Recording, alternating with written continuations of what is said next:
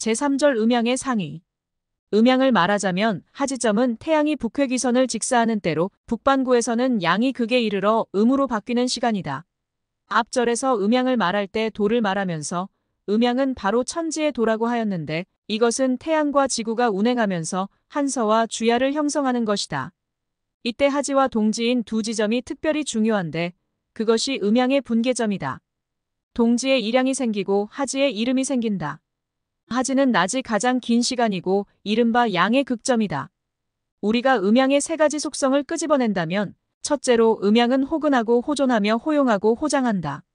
둘째로 음양은 상호 소장한다. 셋째로 음양은 능히 상호 전화하여 양이 극해지면 음으로 되돌아간다는 것이다. 여름은 주로 양인데 이 시간에 음은 어디로 갔는가? 음은 아울러 소실됨이 없고 감추어진 것이다. 어디에 감추어진 것인가? 생각해보면 여름에는 비교적 어디가 시원한가? 여름에는 땅 아래가 비교적 시원하므로 서북인이 머무는 동굴은 곧 이러한 원리를 이용한 것으로 겨울에는 따스하고 여름에는 시원하다.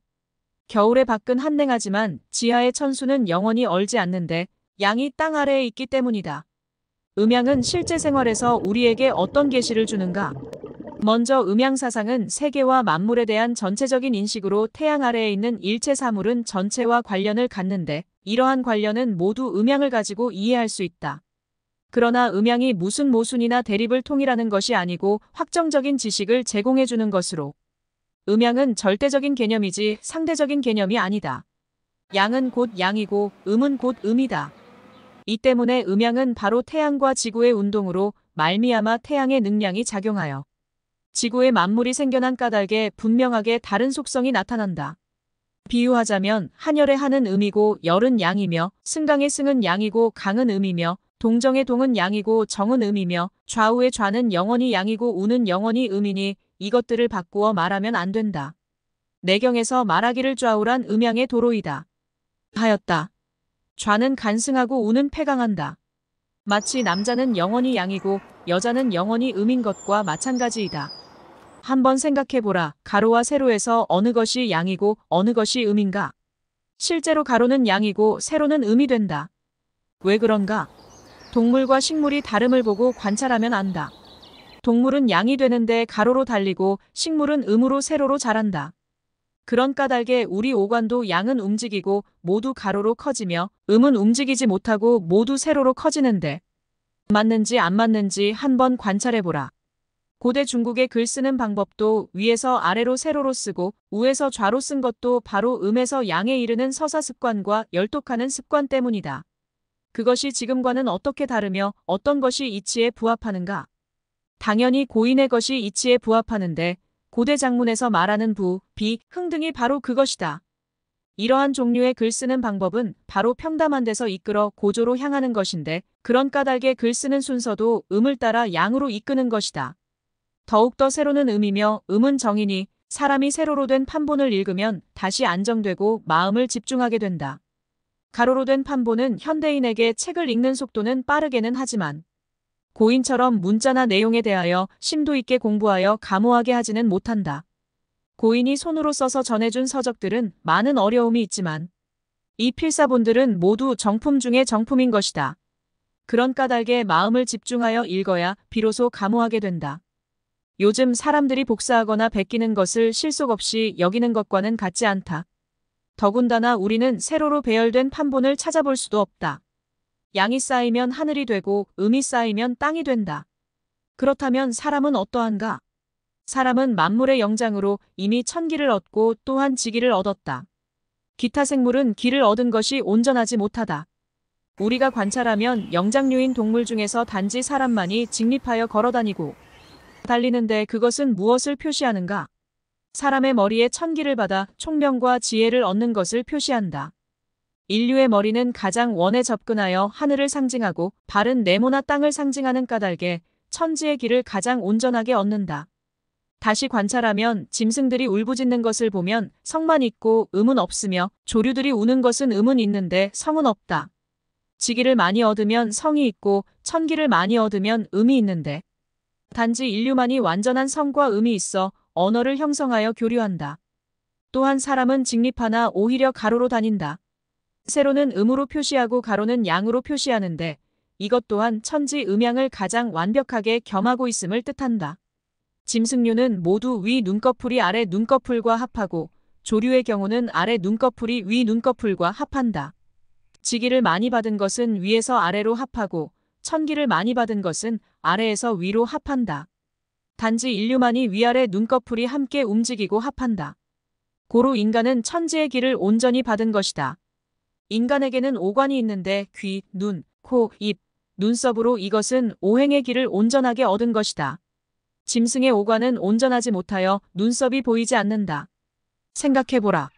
눈썹은 사람의 몸에 무슨 큰 작용을 하는 것도 아닌데 어째서 자라는 것인가? 눈썹은 두 발과 다른데 거기에는 아주 진실한 지혜가 있다. 자라도 어느 정도가 되면 더 이상 자라지 않지만 만일 조심하지 않아 한 뭉치가 타버리면 원래의 모양대로 다시 자라는데 털 하나라도 더 많게 자라지 않으니 참으로 기괴하다. 눈썹이 가로로 자라는 것은 주로 양이지 음을 말하는 것이 아니다. 귀와 코는 세로이니 음에 속하고 움직임 없이 소리를 듣고 능히 그 소리의 묘미를 득한다. 눈과 입은 움직이면서 보고 먹는데 오직 눈썹만이 쓸모없는 것 같다. 사과는 두 개의 음과 두 개의 양으로 서로 평형을 유지하는데 눈썹이 있어 양이 하나 더 많다. 이는 사람의 눈썹이 지혜를 표시한다고 본다. 미모의 최대 공용은 사람의 얼굴을 미려하게 해주는 데 있다. 하늘이 인류와 동물에게 부여해준 것이 달라. 동물은 배부르게 먹고 생식하는 것 외에 다른 것을 구하는 것이 없으나 인류 인간은 오히려 미려를 추구하고 또 정신세계의 풍부함을 추구한다. 이는 바로 한 수의 가창과 같은 것인데 눈앞의 생활이 구차하더라도 그에 그치지 않고 멀리 내다보며 시를 음미하는 것이다. 미모에는 대략 인류 인간의 이러한 추구에 대한 지혜의 뜻이 있다. 다시 음양을 설명하면 복잡한 사물에는 모두 음양이 있으며 음양의 작용하에 성장하고 소멸한다. 식물의 생장에는 음의 수가 필요하며 양의 광도 필요하다. 생명에도 음양이 필요한데 중의는 음양사상 아래 만들어진 것으로 음양이 없다면 중의도 없다. 이 부분에 관하여는 이후의 과목에서 세밀하게 기술할 것이다. 음양에 대한 아주 간단한 비유를 하나 들면 우리가 주먹을 내어 사람을 때리는 것은 바로 양의 동작이나 오히려 먼저 주먹을 거두는 것이 필요하다. 거두는 것이 곧 나아가는 것이 되니 음이 바로 양이 되는 것으로 음양을 호용하는 예이다. 같은 양상으로 증권시장도 또한 이와 같다. 한 차례만 주식이 내려가다가 다시 오르고 하는 것이 아니고 많이 오르면 많이 내리게 되고 많이 내리면 또 오르게 된다. 음양의 도리를 깨닫는다면 그 가운데서 이익을 얻을 수 있을 것이다. 그렇지 않고 영원히 오르기만 추구하다가 빠르게 내려가면 계속하여 손해를 볼 것이다. 가정도 또한 마찬가지인데 내경에 있는 구절을 말하면 음은 안에 있어 양을 지키고 양은 밖에 있으면서 음을 부린다 하였다. 이 구절을 이해하면 가정을 보호하여 화목하고 화해할 수 있다. 양은 남자가 되고 음은 여자가 되는데 이러한 음양의 다름으로 인해 사회에서의 역할이 구분되는 것이다. 부부의 도에 있어서 남자는 밖으로 돌아다니면서 고생하고 여자는 집을 지켜야 남자가 비로소 귀속하는 감정이 있게 된다. 남자는 여인을 부리는 것이 필요한데 밖에 있으면 강한 것이 필요하고 안에 있으면 듣고 따르는 것이 필요하니 가정은 이에 화목하게 된다. 우리가 감상하는 예술도 음양의 도에 부합하지 않음이 없다.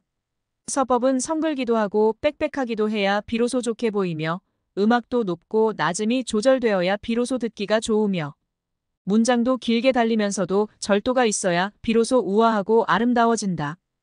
음양의 도로서 내심 깊이 들어가 이 세계를 이해한다면 분명히 이전과는 다른 인식을 갖게 될 것이다. 음양이 다만 하나의 관념일 뿐이라면 오늘날 우리가 학습할 가치가 없을 것이다. 상고의 성인이 만들어낸 음양은 이미 정성과 정량이 있고 단지 세계의 운행만을 묘술한 것이 아니라서 우리에게 계속하여 학습할 가치를 부여한다. 중의는 음양을 이용하여 질병을 진단하고 치료하며 명리는 음양을 이용하여 명운을 예지한다. 무엇이 음양의 정성이고 무엇이 정량인가? 성인께서는 간지를 창조하였다. 이를테면 하지라는 시간은 양이 가장 왕성하므로 오로 묘술하여 사용하는데 이오는 곧 현재의 천우의 상태를 묘술한 것이다. 그것과 대응되는 것은 동지라는 시간인데 자라고 표시한다. 양이 극점에 이르면 오가 되고 음이 극점에 이르면 자가 된다. 이렇게 사용하는 음양은 관념이 아니고 연산하여 이루는 것이고 아울러 세계의 규칙을 묘사하는 것이다. 이것이 곧 성인의 위대한 점이다. 칸트가 말하기를 사람의 이성은 자연의 법을 따라 정립하는 것이 중요하다. 고하였는데 정작 본인의 철학은 아직 그러한 법을 따라 정립하는 것을 완성하지 못하였으나 간지를 이해했다면 그는 분명히 중국의 성인이 되었을 것이다. 음양의 간지는 바로 자연의 법이며 이러한 법이 있으면 곧 세계가 연화하는 일체의 규율을 이해하게 되고 침착하게 그 일체를 대할 수 있을 것이다. 우리는 이제 막 공부를 시작하였으니 천천히 깊이 들어가며 공부하다 보면 평범함에서 벗어나 성인의 반열에 들어갈 수 있을 것이다.